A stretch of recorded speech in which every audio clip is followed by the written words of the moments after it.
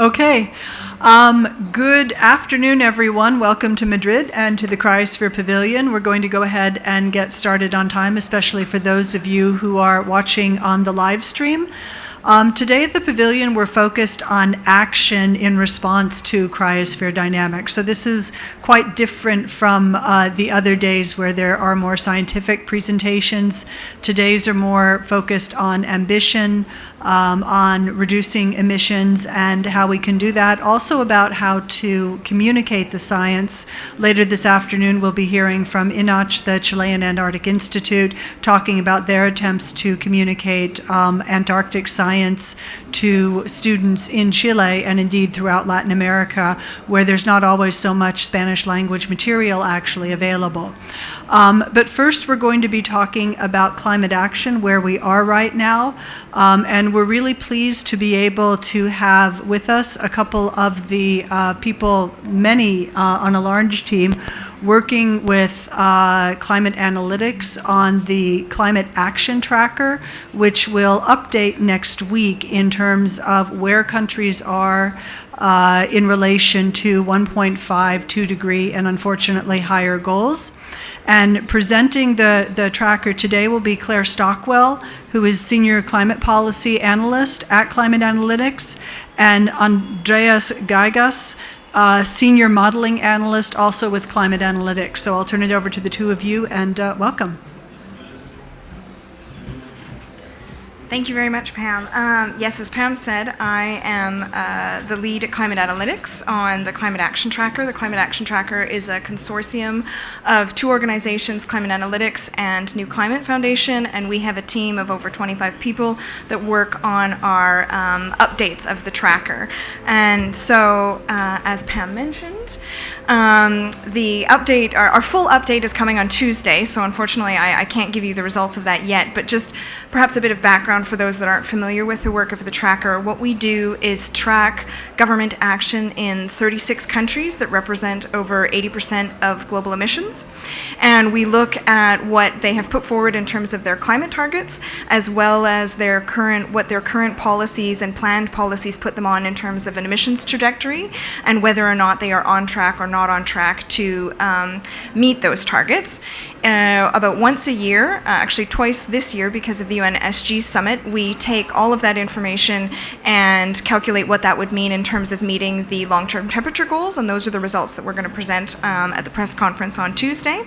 And we also give a rating to countries in terms of where do their targets fall based on a fair share equity range. So we have surveyed the equity literature to come up with what, rather than pick our own particular metric of equity, we take a range of scenarios and then break countries into whether or not the targets that they've put forward would be compatible if everyone else would follow that same level of ambition for a 1.5 degree world. And you can see, at least based on the June results that are up there, we need to move many more countries into that category, whether it would be compatible with 2 degrees, and then targets that are either insufficient, highly insufficient, or critically insufficient. So what I thought I would focus on today is actually, so I said we track 36 countries. That's 4 more. We've added 4 more. So we used to just track 32. We've added 4 more in this round, which are the UK, Germany, Kenya, and Vietnam. So I've put up here the results for the UK. We would rate their national target, because of course the UK at the moment is still within the EU, so is still has the EU nationally determined contribution for the Paris Agreement. But in terms of where their national target would fall, that target is insufficient, meaning that if everyone followed that same level of ambition, we would have substantially higher, more warming than 2 degrees. And as you can see from the graph, they are in danger of missing their 2030 target. That is because while they had made significant advancements in climate policy with the landmark Climate Change Act that was passed in 2008, there have not been any major significant new climate policies in recent years, which has really meant a sort of stagnation in terms of the emissions reductions that they need to see to be able to meet the 2030 target in their own domestic carbon budgets that they set for themselves. It was a very positive development over the summer that they legislated a net zero 2050 goal. However, what they now need to do is fill in, come up with the policies and measures that are going to make sure that they actually are in a position to meet that goal and ensure that the targets that they have set for 2030 will put them on that trajectory. In terms, I won't go through in detail the other 3 countries that we've added to the tracker in this round, except to maybe highlight with Germany, there have been some positive developments there. In September, they launched their climate and energy package, which has some very positive structural elements in terms of phasing out coal, putting a price on carbon in specific sectors, and an overarching climate law. But we really think that doesn't go far enough, and much further action is needed there. For Kenya and for Vietnam, for Kenya and Vietnam, coal is both an area of concern for those countries. Kenya at the moment has 85% of its installed power generation comes from renewable energy, but at the moment it's considering building 2 new coal plants. Those would be the first coal plants in East Africa, and this is at a time where, of course, we need to be phasing down coal rather than building new facilities. Vietnam as well has extensive coal expansion plans, which risk implementing stranded assets in that country. So I guess the other point, because we're also in the NDC update phase to make in relation to Vietnam, is that their first NDC that they put forward didn't include their industrial sector, and that is a significant portion of their emissions. We know the government is working on an update now and will hopefully sort of include that sector in the expansion.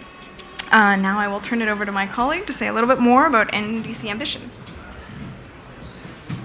Okay, welcome from my side. The whole NDC ambition piece is about what would actually be required to be done. And I think basically everybody's getting impatient of waiting to good news. So I think also the Climate Action Tracker got a bit impatient, just thinking of, okay, where we are actually heading. So for example, we have this current policy, the pledges of the different countries, but we also know we need to actually go to either 2 degree consistent or 1.5 consistent. And the question is, we basically know where we want to go, but we don't know how we can relate that actually to the NDCs in 2030. So we want to connect actually these things, like for policymakers to get them an idea, okay, what would the world or specific countries need to do to get actually on a compatible pathway to 1.5 degrees of warming.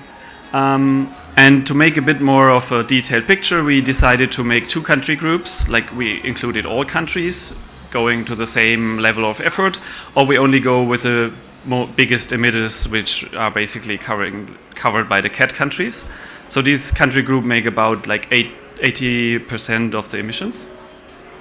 And then we went through different hypothetical scenarios. If you think of emissions in 2030, what governments are pledged to commit to do, we decided to reduce these emissions by 10%, 20%, then 35%, and then ultimately we thought of, okay, what happens if the countries claim to reduce their emissions by 50%? And then basically apply the whole climate action tracker methodology and trying to come up with temperature estimates. The intermediate step for that is basically then to derive from that goals different emission pathways till the end of the century, which we have here in different colors. And you see the dotted lines are basically the emissions of only reductions for the highest emitters, the big emitters, and the solid lines is for all the countries. And you see it makes a small difference for like minimal ambition level for 10%, but it makes a huge difference if you're getting closer to 1.5 and more. And then we put that in our climate model and actually relate that to temperatures.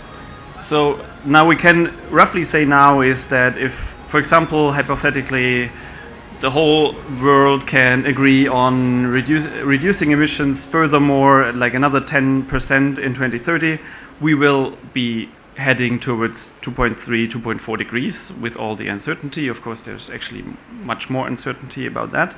And then going incrementally more, like with 20%, we are getting closer to 2 degrees. And then actually with 35%, we are actually going below 2 degrees. And then you actually see the curves actually deviating. So what we basically found out, and what is also intuitive, like in the first steps, it is actually important that the big emitters are taking a lead and they reduce their big amount of emissions. But if you then go to on the last steps, like on the finish line to 1.5, it is actually not enough if only 80% of the country, or like to reduce only 80% of the emissions, we need to go to the full 100%. So actually, like a clear message is like big emitters need to step in first and very fast, and then all the others need to step into this effort. But it's also not about only the temperature, right? Like people are interested, what is the impact? So for smaller countries, we try to estimate the economic impacts of climate change. So we compared what is the GDP loss in different countries. And for example, you can see the current, so the bluish is basically saying there are a lot of countries are in danger to lose around 50% of their GDP to losses to climate impacts. And if you're going to a trajectory of like 1.5, you can actually reduce this loss to something like around 10%, which is, I think, which an economy can actually cope with. So there's a paper about that. And this only currently includes like small island states and least developing countries. But we are thinking of like extending the number of countries to do that study in. A second impact, and also well known, is of course the impact of sea level rise. And there was a recent scientific publication of climate analytics, which is looking at the long-term sea level rise implications.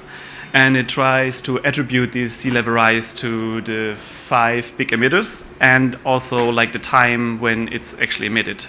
So I think the authors made like 3 different groups of the overall emissions, then the emissions from the 1991 to 2030, and then emissions from basically now to 2030, just to say what is the importance of action now.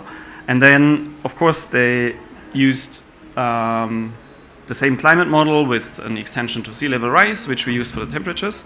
And then you can basically see The difference, basically the very bright blue is what we are already locked into sea level rise, which is about 75 centimeters. And then on top, the blue and the dark blue line is basically what we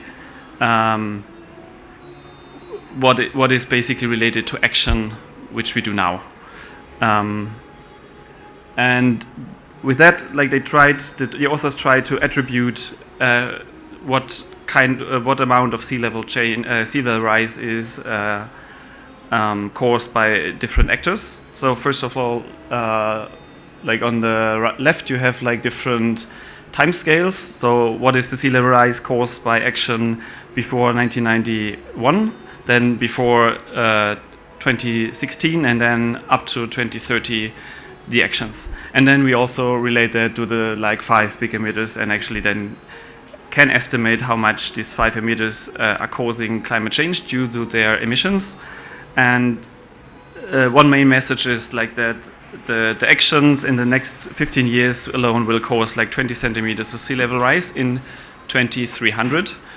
So this is something I forgot to tell you, that the actual sea level response is so slow that you cannot actually do a very good judgment on sea level rise for the time in 2100, because it's actually independent on your choices you do in the next 20 years or 20 or 50 years.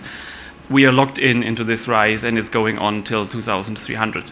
So it's really important to act now, even if the consequences are only be observed very late. But the question is, the key message is, even if they are appearing very late, we are certain that they will happen.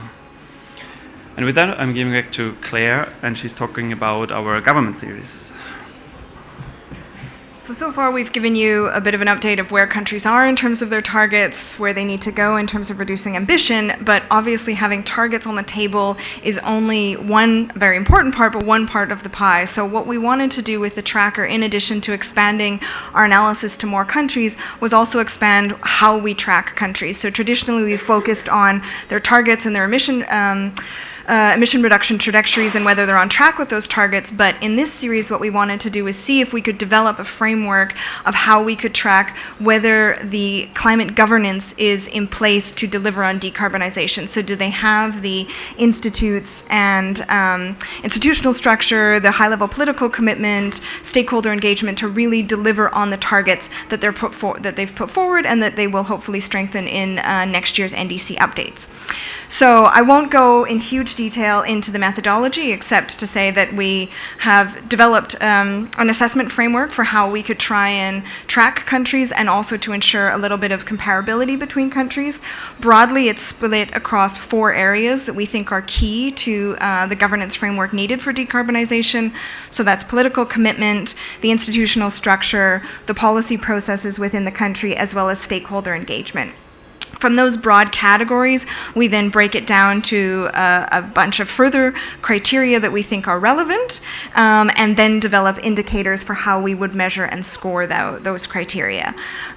So just to give you an example, in high-level political commitment, we break that down into the high-level leadership in government and looking at the quality of government decision-making. For high-level leadership, we would look at things like, what is the political commitment of the head of state or head of government? Do they have a bespoke entity within that is looking at climate change? Is there representation within cabinet that is focused on climate change? Those types of things. And we have applied this framework both at the national level as well as to 1 or 2 sectors within countries where those sectors are have the largest share of, or where we anticipate those sectors would have the largest share of greenhouse gas emissions in 2030. In terms of the scoring, most of the scores are on a 3-response scale, so either poor, neutral, or advanced, and then we score for all of the indicators and then aggregate that up at the criteria and the national level, just to give you a sense of where things are heading. We do have actual scores for countries, but at this stage, because this development is very much a work in progress, we thought instead we would just go with the traffic light signaling to give the reader a sense of, is this something, an area where the government is more advanced on, or is this really an area where we need more work? We then applied this framework to 6 countries. So Argentina, Kenya, South Africa, Indonesia, the Philippines, and Australia, and wrote, we have country profiles that are up on our website that you can download that give you the full assessment, the narrative assessment of the report. I'll just, some countries have done better than others. I won't go through this one in detail, but you can see from the traffic light system that we think in Australia there's a long way to go. These are the national results that I have up on the slide there, that there's a lot of work to be done in terms of governance for them to be able to deliver on their climate targets that they've put forward, as well as the Philippines. Again, here you can see that there's a little bit more, there's some areas where the government is doing better. There's some areas where, especially on the Paris-compatible emission reduction pathways, for instance, where we think there could be an improvement. And so I think with that, actually, the next slides are me too. So that was the sort of governance series of where we think countries need to that's another sort of critical element to delivering on the NDCs. What I wanted to move into now was something that we've actually just launched this past week, which is obviously next year is a very critical year for this process.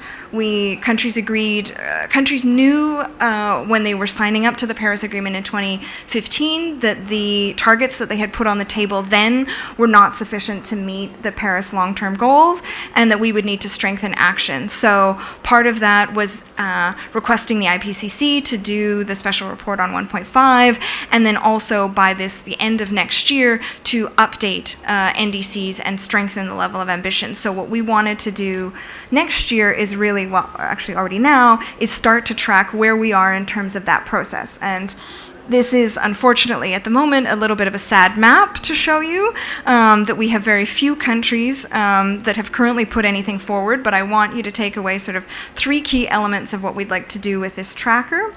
The first thing is for the 36 countries that the CAT regularly analyzes and updates on. We hope that as those countries put forward their updated targets, that we would be able to do a rapid response. So within a couple of days, analyze whether the target in fact represents an improvement from where they stood before, whether they've added more sectors, do we have more clarity on their pathway forward, and those types of things. So that's in that category. We have Chile, and I'll say a few more words about Chile in a second, that put forward a proposal in October. The second thing we wanted to do is, of course, give people a global picture of where we stand. And so we will also monitor other countries that we don't normally assess as part of the tracker, whether they've either submitted to the UNFCCC an updated NDC, or whether they've put forward a proposal that is in some way concrete. I mean, I think there are a lot of people mention a lot lists coming out of the Secretary General's summit in September, that there's lots of announcements and intentions, but we really want to see the numbers and that there's a quantified proposal on the table. And so that's to get into our proposed new target category, that's what we need to see. So there we've got the Marshall Islands actually submitted their updated NDC last year already, and Mongolia has a NDC proposal that is out under stakeholder engagement. So that's that category, and you can see they're reflected on the map there. The final category that we wanted to monitor was those countries that have indicated or signaled that they do not intend to update their NDC, or that they just plan to resubmit the same NDC that they currently have. We consider that to be a violation of the Paris Agreement. There was clear agreement that NDCs, each successive NDC needs to be a progression, so needs to be a scaling up of ambition. And that there was the commitment that this would be done by the end of 2020 next year. So on that list we have Australia, Japan, and Singapore, because either those countries have the heads of state or government in those countries have not responded to direct questions put to them in their houses of parliament in terms of what their plans are for updating their NDCs. Or in Japan's case, we have media reports that government officials are leaning towards resubmitting the same NDC without any strengthening level of ambition. Of course, we hope we have that wrong, and if the government would like to come out and clarify their position in terms of actually that they do intend to strengthen their climate action and cut emissions further, then we really we will happily stand to be corrected on that list, but at least that's where we are at the moment. The United States is on the list, of course, because they have started the process to withdraw from the Paris Agreement, and so would then not have a climate target in the Paris Agreement from November 2020 next year. So just a final few words in terms of the Chilean announcement that came out. So Chile posted or put forward a proposed NDC in October under stakeholder consultation. And so we did a rapid response in terms of what that meant in terms of raising ambition. I'm not going to go into this in details. Suffice to say that Chile has both an unconditional target as well as a target that's conditional on receiving climate finance and international support. According to our analysis, the unconditional target would improve one CAT rating. It would still not put us on a pathway to 1.5, but is still does represent a progression in terms of what their previous unconditional target had been. We also analyzed their conditional target, and there was a much greater improvement that, depending on, unfortunately with the conditional target there were less details in the NDC proposal, so that's something we would really look forward when Chile does put forward their final submission, fleshing out what the details are in terms of that. That target would really help with being able to quantify how ambitious it really is, but depending on the assumptions, that conditional target, if it were unconditional, could be rated as either 2 or 1.5 degrees. So I think this is really often in this process there's the negatives news stories can dominate. So I do think that this one is a positive light looking forward to next year, that we do have an OECD country that's out there that has put forward strengthened targets for next year, one of which could even be, depending on the assumptions, 1.5 degree compatible. So I think if you're looking for rays of hope, this is a positive announcement, and that I hope that if we do this event, say in June or next year, that obviously that map has much more blue in it, because we have much more countries coming forward and hopefully coming forward with targets that are in line with the Paris Agreement. And so I think with that I will wrap it up, and thank you very much for your attention.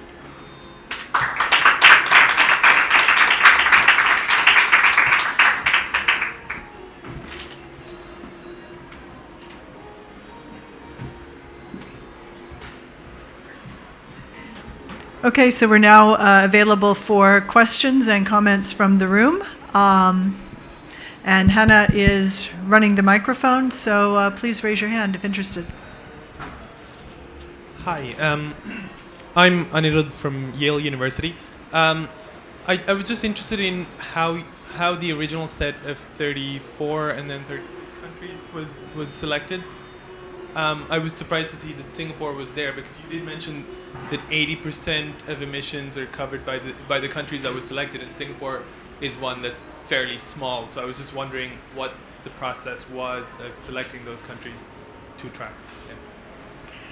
Well, we wanted to make sure that we were covering a large section of global emissions, so we have the full G20 in the series, but then we also wanted to make sure that we had a cross-section regional representation, that we were representing both small island states, of which Singapore is one, LDCs, that each of the sort of regional groupings as well was reflected, so it was both a mix of making sure that we are covering the majority of global emissions, but then also that we have regional coverage and that we have various negotiating groups covered within the tracker. And so but we are always, of course, looking to expand the tracker and add more countries. So, I mean, we're very pleased that we could add 4 this time around, and hopefully next time can add even more.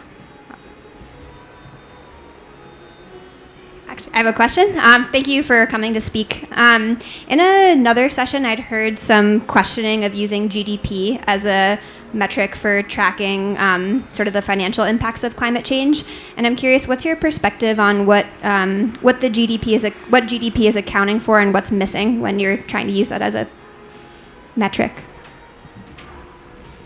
Okay, of course that's a question you cannot answer.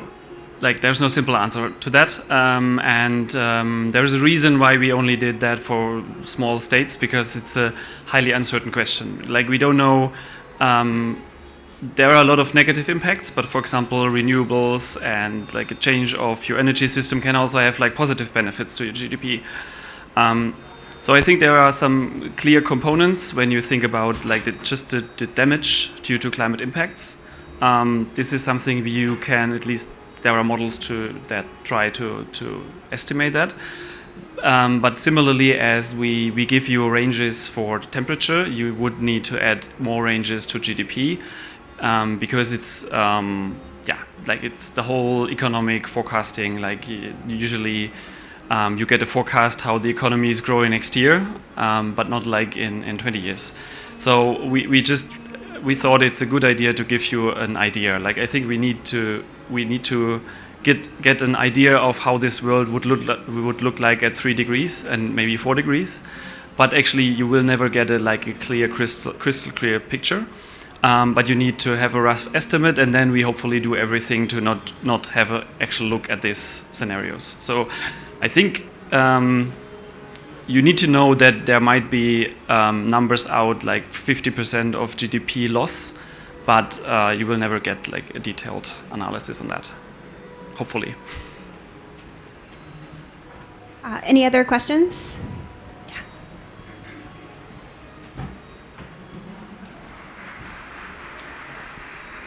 Hi, my name's Casey. I'm from the University of Colorado at Boulder. I was just curious, so you guys mentioned political commitment, institutional structure, policy process, and stakeholder engagement as the 4 categories. If you had to choose one that you think would be most effective, which would it be? And I'm curious on that just because I know that a lot of the talks this week so far have talked about how locals and involving cities and local governments is very important too. So if you had to speak to that, what would you say?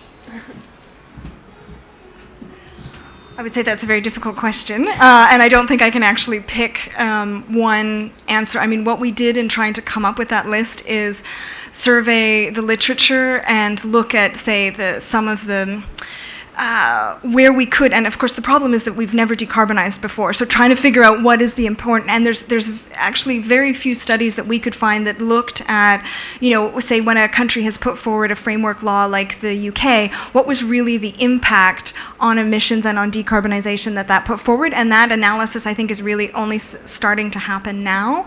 So when we put together this framework, I think it was sort of based on our own experience with working countries, based on what the literature that was out there. We drew heavily, or we were inspired by the Ecologique also has done some studies in this area, and I don't think that each one of those has their role to play. So I don't think I can pick one out for you. I do think, I would also say that we've applied it nationally, and we've applied it across the sectors from a national framework, but where we did 3 rounds of testing the framework in countries. So I showed you the 6 countries that are up there, but we did 2, 2, and 2, and we revised the framework each time we went through the analysis.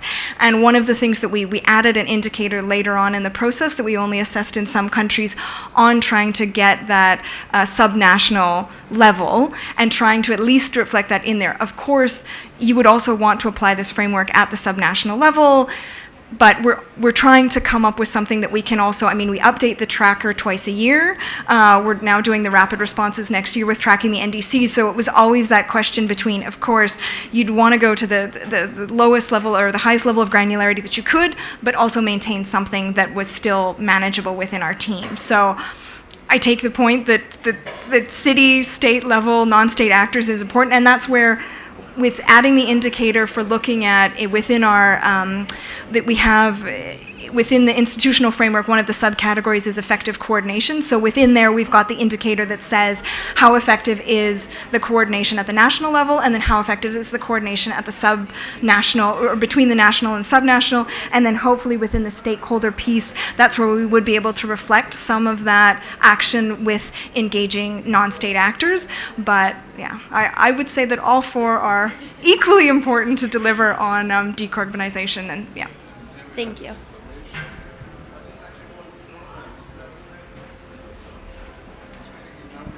Any other questions from the audience? Join me again in thanking our speakers.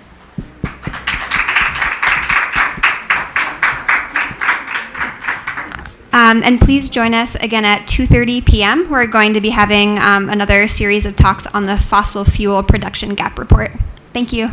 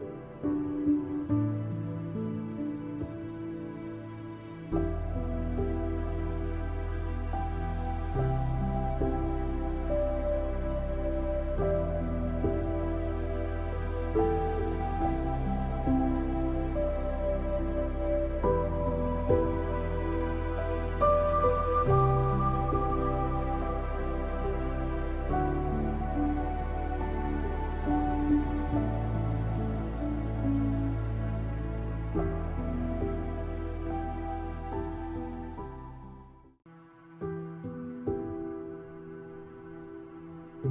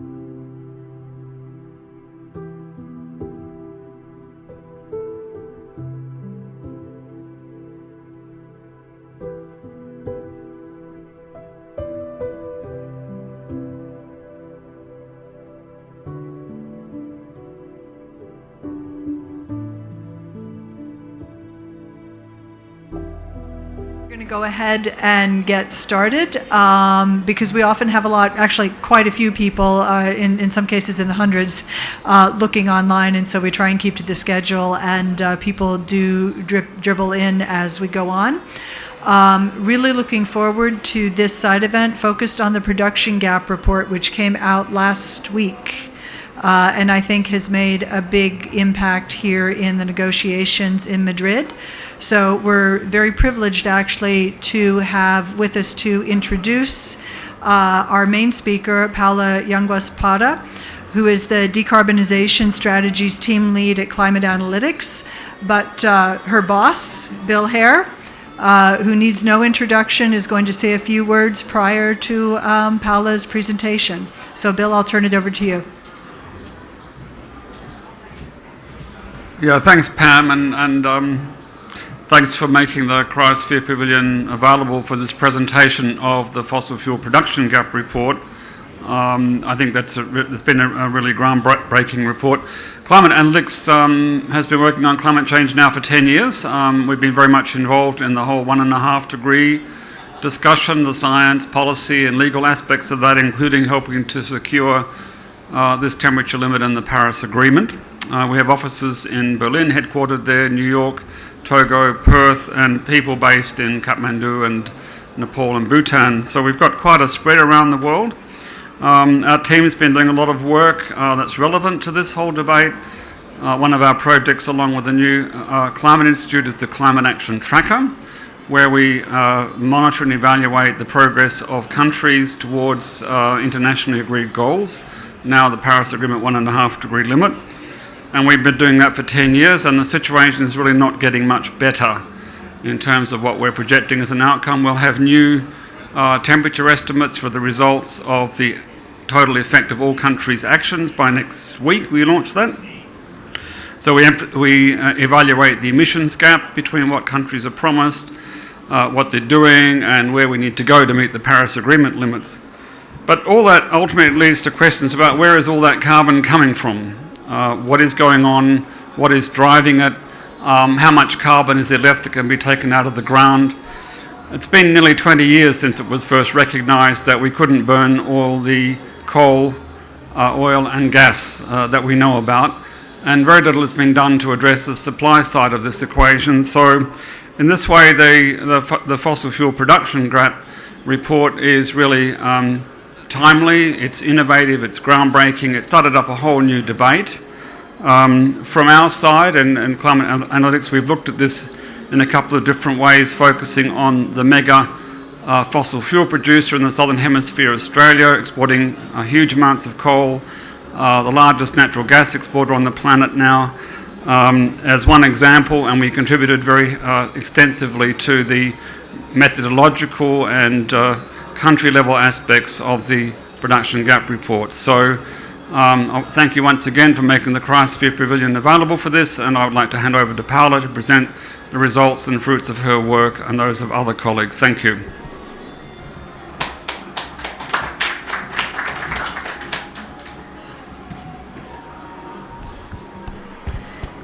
Thank you, Bill, for that introduction. So I have a very hard job today because this report is a very big report, and it was a collective effort by a number of organizations led by the Stockholm Environment Institute, but also with contributions from many other institutions, of which Climate Analytics was one. So I'm going to try to do my best to represent the big team of authors and show you the main findings of the production gap report. So what is new about this report? It's the first report of its kind because it's for the first time looking at the question from a completely different side of things. What all the other reports are doing is looking at the national emissions, domestic emissions, then aggregating them and looking where countries are going, their targets and so on. This is looking, this is what we call demand side measures, demand side policies, and is most of what the conversation has been about. This report is the first of its kind because it's looking at the other side of the equation, which is supply. Where are those fossil fuels coming from? And what are the plans for production of those fossil fuels? And how does that compare to where we need to be going under the Paris Agreement limit? So I think, yeah, I'm just going to go ahead and give you an overview. So this is... I think very important to understand how do we define the benchmarks, so the pathway benchmarks in the production gap report. So for this, we need to estimate what will be a pathway that will be consistent with temperature outcomes, and for that we look into the IPCC special report that was published last year and has the best available science on what those mitigations pathways are. And then there is a large number of pathways, but we filter them to look what the temperature outcome will be, but also other important constraints that we need to understand in the context of the Paris Agreement. For instance, for the 1.5 pathway, we only consider pathways with a low overshoot of the temperature, which we think it's very important.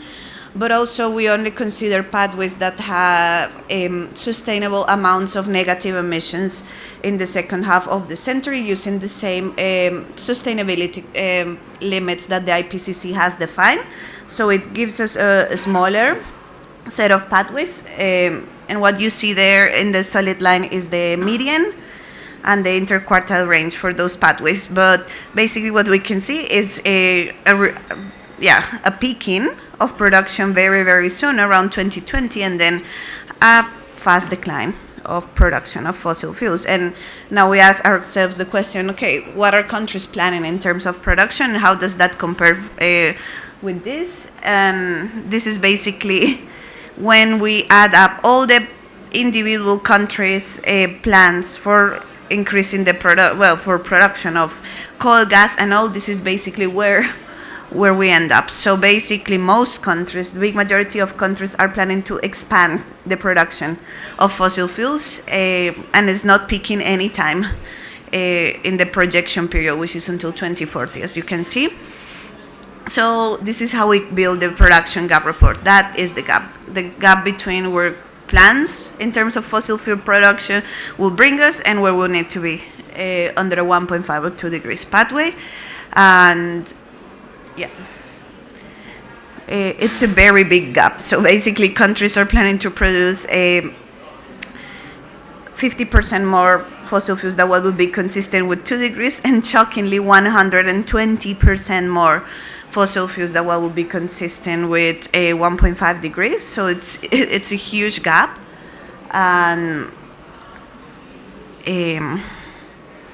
And even in a scenario that this is coming mostly from the IEA, the new policy scenario from the IEA, which is roughly, at least on the supply side, consistent with NDCs, so emissions levels that countries have stated in their NDCs.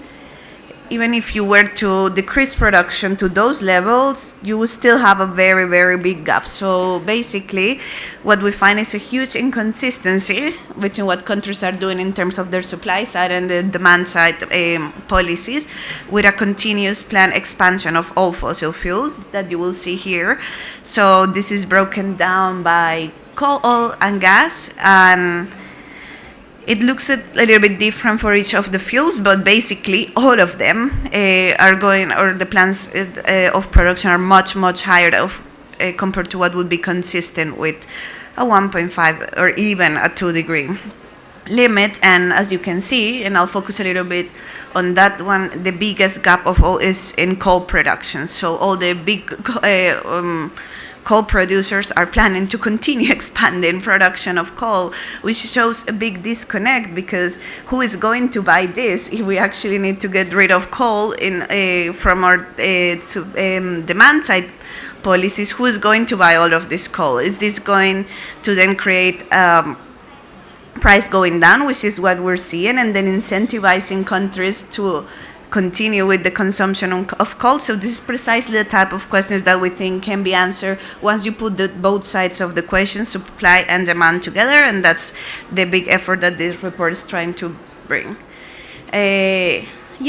So who is producing all these fossil fuels? So a lot of countries, but the report focuses on 10 countries that are responsible for 70% of the fossil fuel production, and I invite you to look into them. There is a lot of detail on the exact plans for 10 of those countries, and I will be focusing more on Australia because it's the country where we have more expertise and we have done more work. But basically, we'll say that most of these countries, and some of them are even relatively progressive when it comes to their NDCs and when it comes to their domestic targets, but they keep pushing the expansion of fossil fuel production. So I invite you to read the country profiles, and I guess to also be propositive, like, what are the advantages of looking at supply side? Is that there are many, many policy options that can be not easily, but that can be implemented to tackle a supply side. So the report goes into some of those. And I guess a very, very, very important one, and you'll see in the country profiles that a lot of this production is subsidized by the government, and a lot of those companies that are producing the fossil fuels, they're state-owned companies, and they're being subsidized. So eliminating subsidies, or even something so simple as limiting the environmental permits to continue expanding production, we should be in control of the national government to to issue those permits for expansion. And actually, we'll see next that there are some countries already implementing some of these policies, of course, shifting public finance, aligning their production levels with the climate goals, or at least trying to come up with a roadmap on how to align those production levels with a low carbon development pathway. And obviously, because especially a lot of those countries have very huge extractive industries that contribute to a large part of the economy, thanks to that fossil fuel production, how to start a conversation, a national conversation, planning for the future of those industries, so that there is a transition, but it's not a transition that is abrupt, but it's a just transition that takes into account social aspects and dimensions of the transition. So those are the key, let's say, policies and measures that could be implemented to close this gap. On the positive side of things, the report looks at the fact that in the last 10 years, a lot of countries have started implementing supply-side policies to address this big issue. You'll see examples. Spain, where we are, is a good example of the decision to close domestic coal production and mining and starting a national dialogue for a just transition out of coal production. There is Costa Rica, who has for a long time now a moratorium on oil exploration and exploitation. New Zealand, that just banned the expansion of new oil and gas exploration. So there are quite a few examples that the report looks into. I'm not going to go into too much detail to them, but this is just to say that it's already starting to happen, and it's totally worth for countries exploring this type of options for addressing supply side.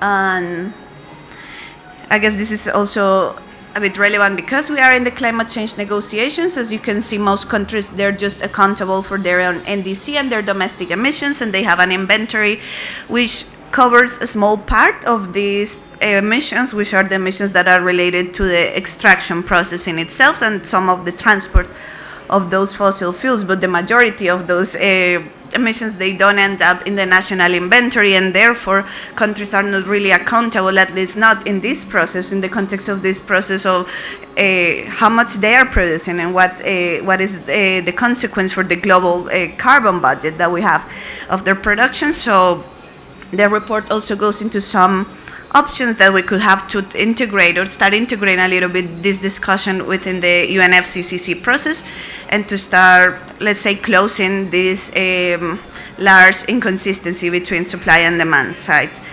plans from countries. So yeah, that's basically to summarize some of the key findings of the report. So production plans are completely not in line with 1.5, not even with 2 degrees, and they're largely relying on public support, including a lot of subsidies, to continue with those expansion plans. But the conversation is starting to shift, at least in many places, and we would like this conversation to continue increasing in the future, also in these negotiations. So I'm happy to take answers directly to the report, because then I'm going to move to present one example of one of those 10 countries that I was talking about, which is Australia. So that'll go a lot into details of the country. So I'm happy to take questions, I guess, about the report now, and then we can move to Australia.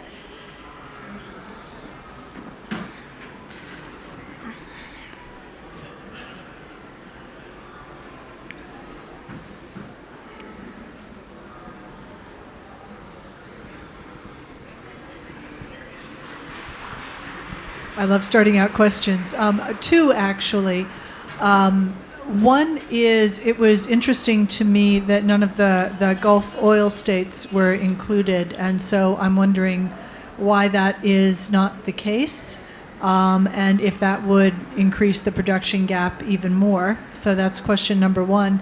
And then the other question, I have a deep, dark secret. I come from Houston, Texas, so I kind of know the oil industry by exposure.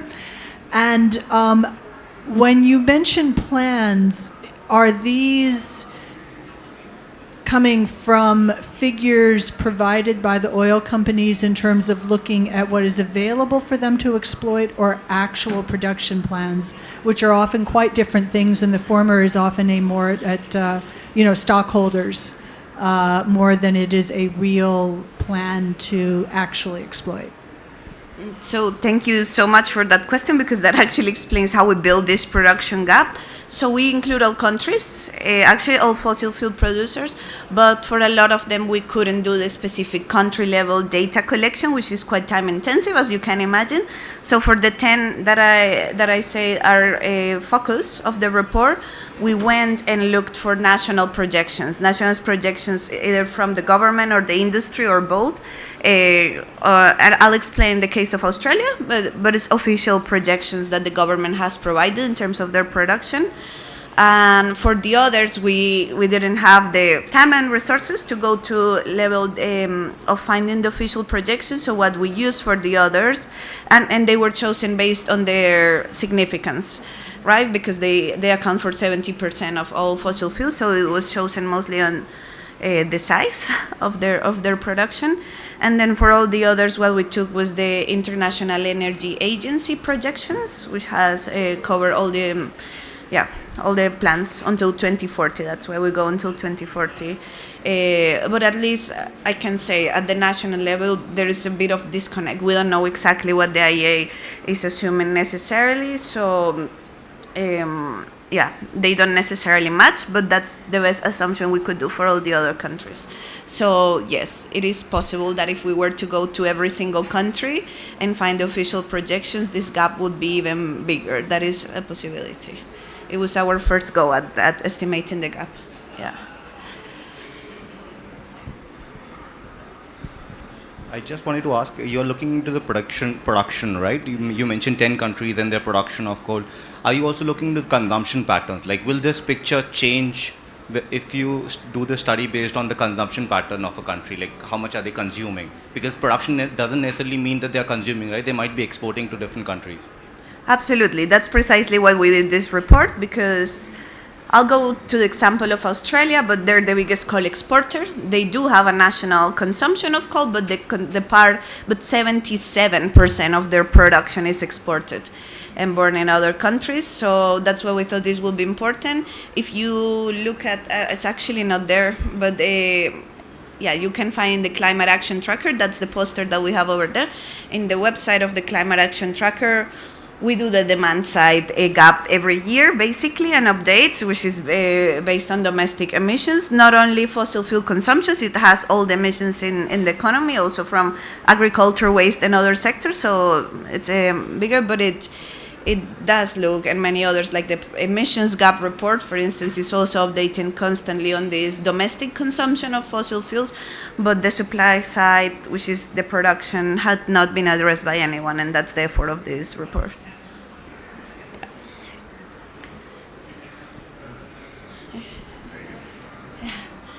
Any other questions from the audience? Okay, that's great. So I guess now I'm going to move to Australia to give you an idea of how that production gap looks at the country level. And for more information, also if you want to know more about the report, I'm happy to connect you with the direct authors of the specific chapters of the report, so I can do that. Now I'll go a little bit to work at Climate Analytics, where we try to estimate the fossil fuel or the carbon footprint of fossil fuel productions in a few places, including Australia. So, this is Australia. If it was for their national or domestic emissions, Australia will be responsible for roughly 1.2, 1.3 of global emissions. Those are their domestic emissions.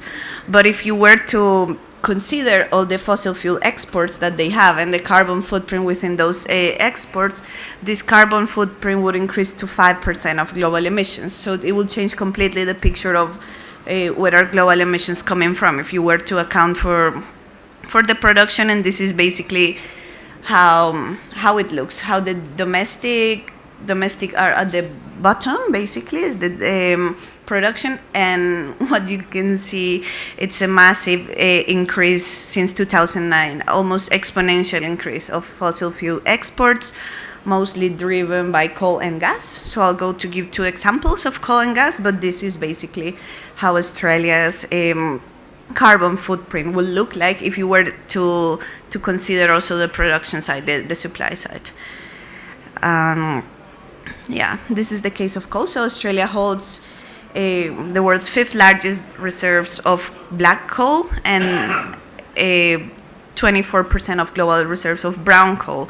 So it has very, very large reserves. It's also a very large country with small population. So it is normal that most of this production is exported. Actually, as I said, 77% of their production is going to exports, a lot to the Asian market. Yeah, they account roughly for 9% of global production for coal, and they're the largest exporter in the international market. They account for 30% of the coal market. So that's how it looks. Almost an equal split between thermal coal, which is for power production, and metallurgical coal for industry purposes. But it's quite big, roughly 400 megatons. That's that's quite big. And it's going to expand, or that's the projection, at least that's what the government is expecting, that is expanding. And this is a very specific case in the Galilee Basin in Queensland. There are 9 mega mines proposed. So mega mines, you see the names there. That's the targeted net coal output. Again, you're right. How much of this will then become economically feasible? It depends on what the coal market is and the cost of the actual extraction, and they will need a railroad to be able to export it and so on. So we don't know how much of that is going to materialize. But if it were, that's the targeted output is quite big. In total, the 9 mines will basically have a yearly output of 330. I showed you in the previous slide that the total production now is roughly 400, so it's a 87% increase in the production of coal. And one of those mines, in particular, the Adani one, Adani is an Indian group, has been quite controversial, and it just had huge opposition from the national population. There was a whole Stop Adani campaign in Australia, and it has been quite controversial. But the government continues to support this development of these new coal mines. And this is Scott Morrison, the Prime Minister, bringing a lump of coal to Parliament, basically to tell them, this is coal, you should not be afraid of it. It's not a scary thing. It's great for our economy. It brings a lot of jobs. Basically, this attitude, you can see it very much supporting this expansion. And in the case of the Galilee Basin mines, what we've seen from both the Queensland government, which is the local government, but also the federal government, has been fast-tracking of some permits, offering funding for construction of a private road that will make it easier to access this mine, reduce royalty payments for the companies that are exporting. So there are all sorts of formal and informal support coming from the government for the expansion of these fossil fuels, and that's basically why in the projections we see a lot of additional coal coming in Australia. Unfortunately, it's not the only bad example I have from Australia. We also have another basin, but this one with a lot of unconventional natural gas in Western Australia.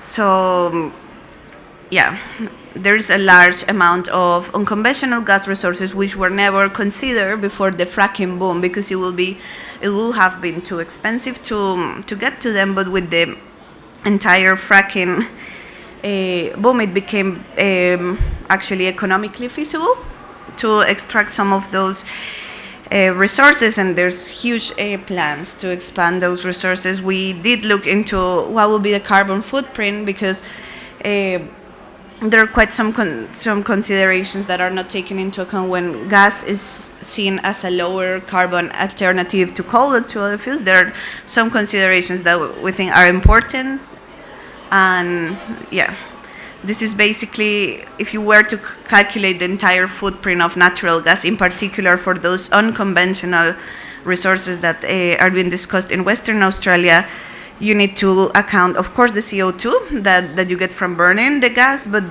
there's also a lot of greenhouse gas emissions in the process of extraction and in the process of transporting. And then there's, on top of that, which we don't account here, so this is all that we took into consideration, for instance, the CH for the methane leakage for the conventional gas field is around 1.7. For an unconventional, it's around 6.5. So it is much bigger, and this is all mostly unconventional resources that are under discussion in Western Australia. So there's all of that. On top of this, I'm putting the picture of liquefied natural gas because most of this is it's not, of course, it's Australia. It's not a pipeline going anywhere because it's Australia. So the plan is to export it through liquefied natural gas. That's a very energy-intensive process. To liquefy the natural gas is quite energy-intensive. So there's also carbon footprint that you need to take into consideration. That process of liquefying, and there's the shipping to the final destination, then the reconversion. So it's a quite large carbon footprint if you were to take everything into consideration, but just from the extraction and leakage, this is more or less how it would look like. So the bar, the small bar, those are Western Australia's conventional gas resources, and if you were to add those additional emissions, that's the portion on top of that. The unconventional resources, on the other hand, you can see are much larger on a scale, but also the full carbon footprint will be massive precisely because of all these other emissions related to the extraction, transport, conversion, and so on. So yes, most of these wouldn't ever make it to Australia's greenhouse gas inventory, except a part of this, but still will make it to the atmosphere, which is what we're trying to discuss here. How do we limit the amount of fossil fuels and CO2 in the atmosphere? So I hope this presentation gives you an idea of why supply side measures and supply side analysis, which are not very common at the moment, are important and could help us to close that gap between where we are now and where we need to be. And I'm happy to take questions. Thank you.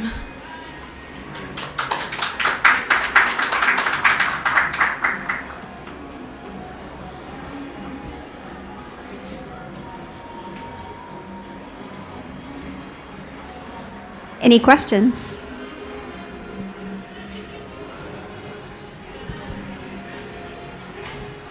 This is maybe a question more for Bill, but maybe you've heard him address this.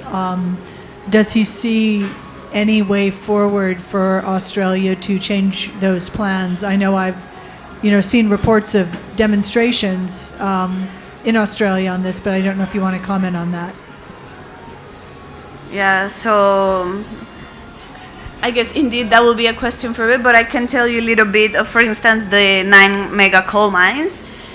A lot of them are very uncertain, and it does because, for instance, for this one, for the Adani one, there has been already the third time that banks pull out of the investment and say, okay, no, this is too risky, and we're actually seeing increasing number of banks, investors, and insurance companies trying to create coal policies.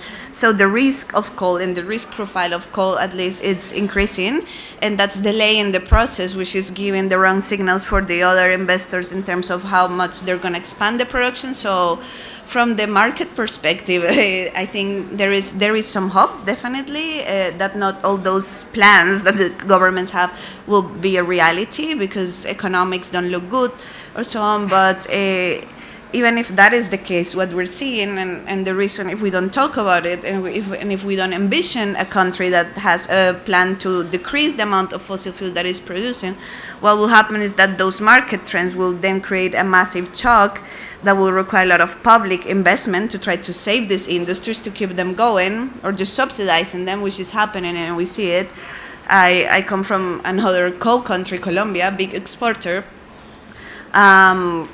So when you see the international coal price going down, which is what is happening actually, because demand is decreasing faster than what the market can absorb.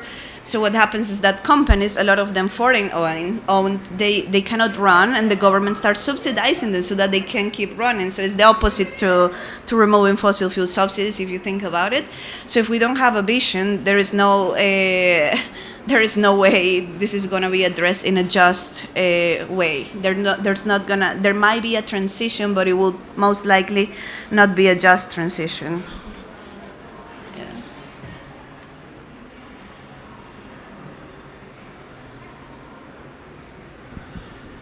All right, join me again in thanking you for the presentation.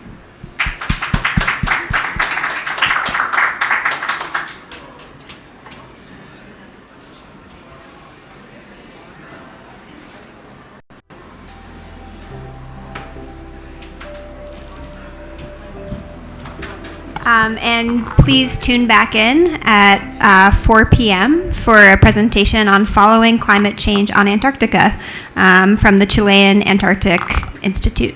Thank you.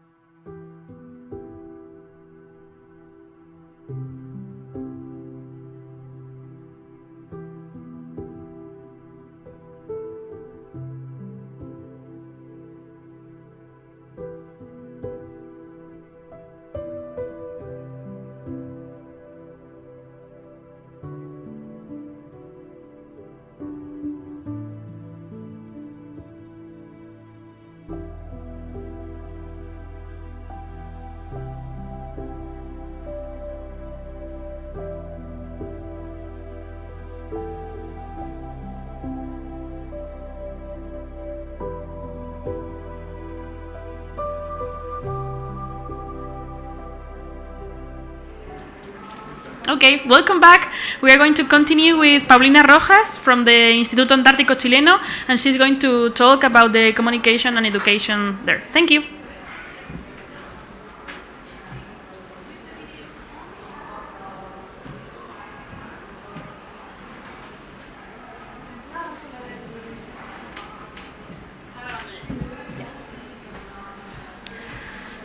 Okay. Good afternoon, everyone. Thank you for being here.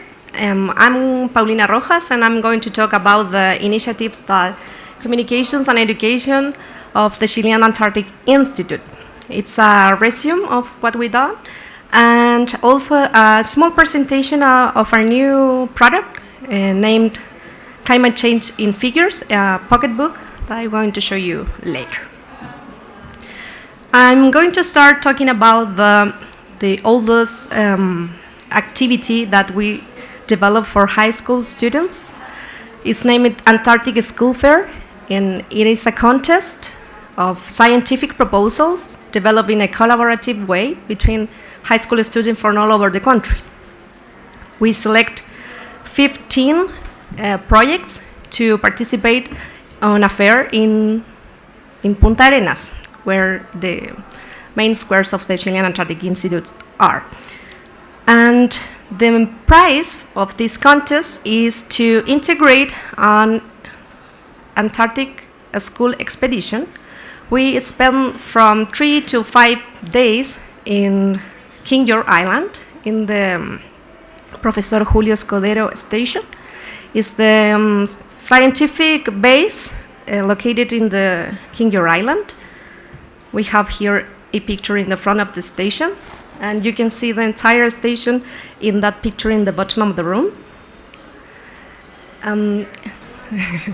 We spent there for 5 days developing a scientific program, a field work guided by scientists, and also visiting the station of other countries in the area. And we do this not with the only Chilean students. We have an agreement with the NSF OPP. It's the National Science Foundation and Office of Polar Programs. Through Dartmouth College in the New Hampshire in the United States, they create a similar contest, and they select 4 students, high school students, Spanish speaker, and they integrate the expedition with the Chilean students too. So this is an initiative that gather almost 500 applicants every year, and we select 15, 3 different teams, and also with the US, and 30 persons at least go to Antarctica every summer to develop this program.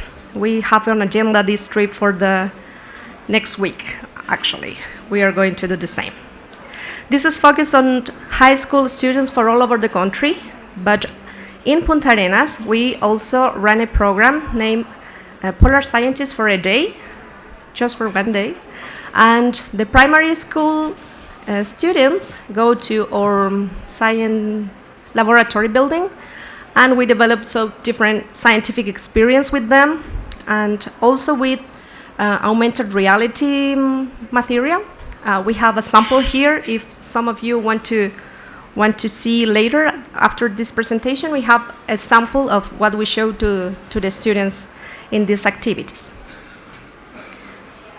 Continue with the educative program.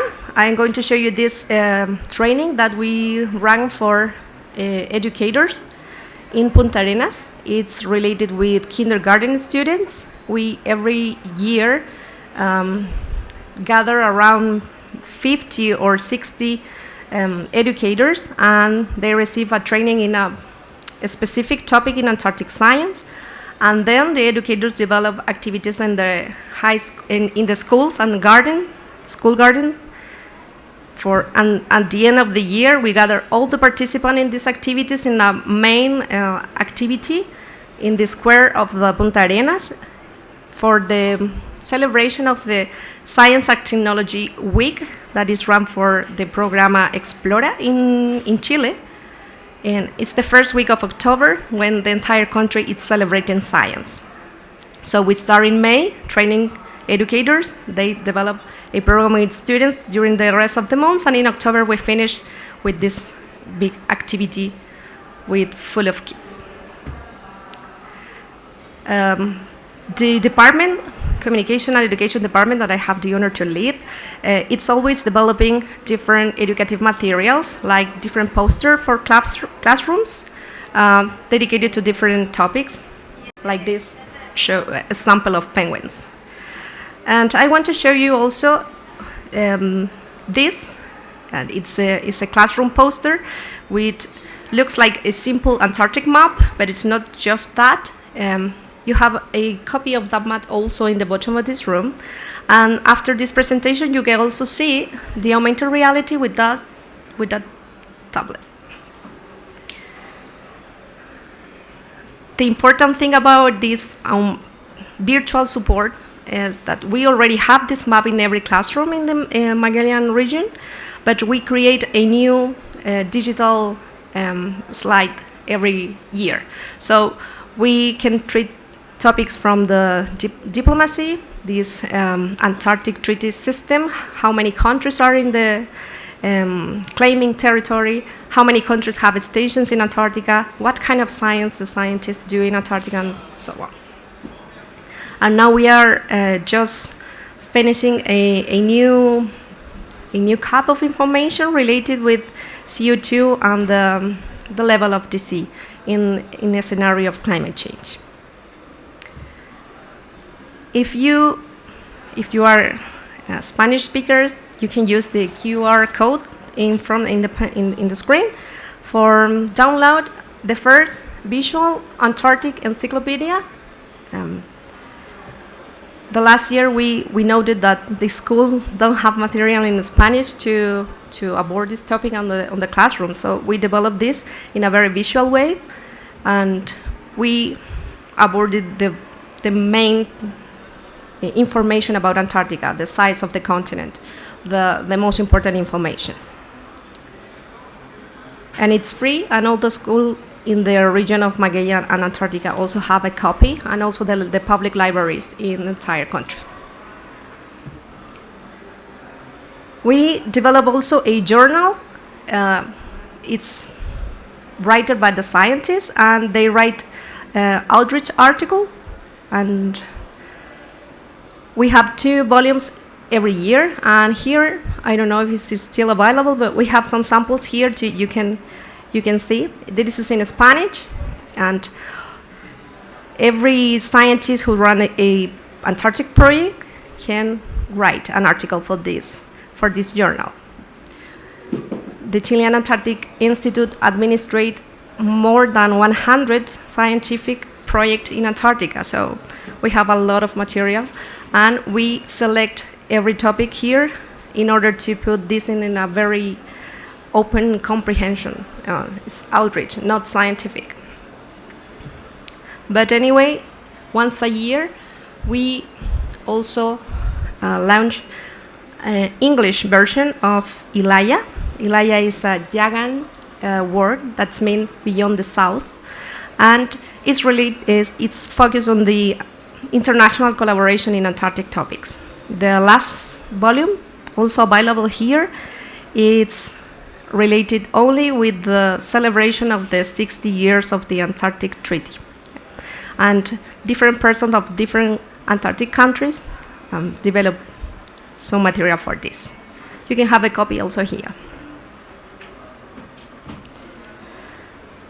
So I show you some activities and material for students, educators, also for scientists and the academic audience, but we also develop material for other social sectors like tourism, and this is a material in English. The name is Traces of Antarctica, and it's a city tour in Punta Arenas in order to find the places related with the Antarctic history and the Punta Arenas history.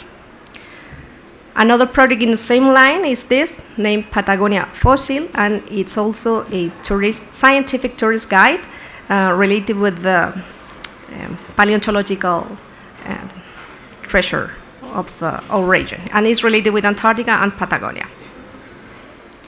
We have some copies here of this material. In English, the name is Antarctica in figures, and you can download it also free in your cell phones. And we have a copies here, and it's the same version than the encyclopedia that I showed you before, but more simple, and it's oriented to the wide open public audience. And related with this is this new pocket book named Climate Change in Figures, and contains a lot of the most recent information related with the climate change, but in a language very clear for public audience. It's also related with this campaign, Show Your Stripe, but we order in the opposite order, not from the coldest to hot. It's around, and it starts with the causes and effects of the climate change, but it's finishing with more hope and some measures to stop this problem.